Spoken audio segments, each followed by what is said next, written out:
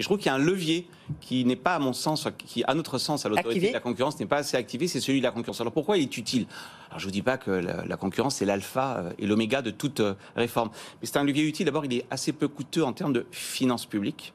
Et surtout, il est durable. C'est-à-dire, une fois que vous avez injecté un peu plus de concurrence dans un secteur, c'est en général durable. Donc, vous voyez, c'est intéressant. C'est un instrument qui devrait, à notre sens, être beaucoup plus mobilisé. Il ne l'est pas pour des raisons, à notre sens, plutôt politiques. Les réformes pro-concurrentielles sont toujours très difficiles à mettre en œuvre. J'ai envie de dire, que fait l'autorité de la concurrence? Ah, mais l'autorité de la concurrence, elle est là pour réprimer des actions anticoncurrentielles. Elle n'a pas le pouvoir d'ouvrir à la concurrence. C'est de la responsabilité du gouvernement. Ceci étant, par nos avis, nous avons listé un certain nombre de secteurs, on pourrait mettre plus de concurrence, les audioprothèses, réformer la régulation du prix sur les autoroutes, ça parle aux Français ça, les péages d'autoroute, bref.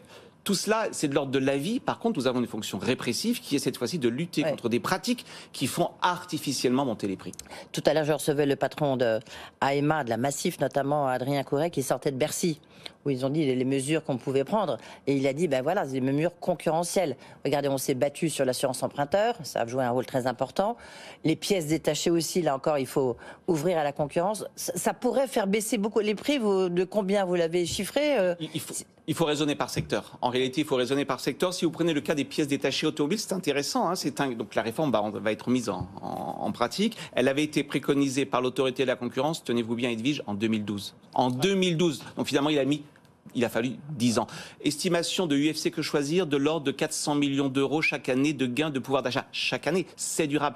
À mon sens, pourquoi c'est très difficile à entendre ce message? Parce que 400 millions d'euros, vous pourriez me dire, mais qu'est-ce c'est une goutte d'eau. Mais attention, si vous multipliez toutes ces réformes concurrentielles dans plusieurs secteurs, vous arrivez à la fin à quelque chose qui est tout à fait conséquent. Donc je crois qu'au fond, il y a un vrai problème politique, c'est que ces mesures sont assez peu visibles parce qu'elles sont sectorielles, elles sont ciblées, donc on a l'impression que finalement, vous allez gagner quelques dizaines d'euros. Et il y a des lobbies derrière très puissants.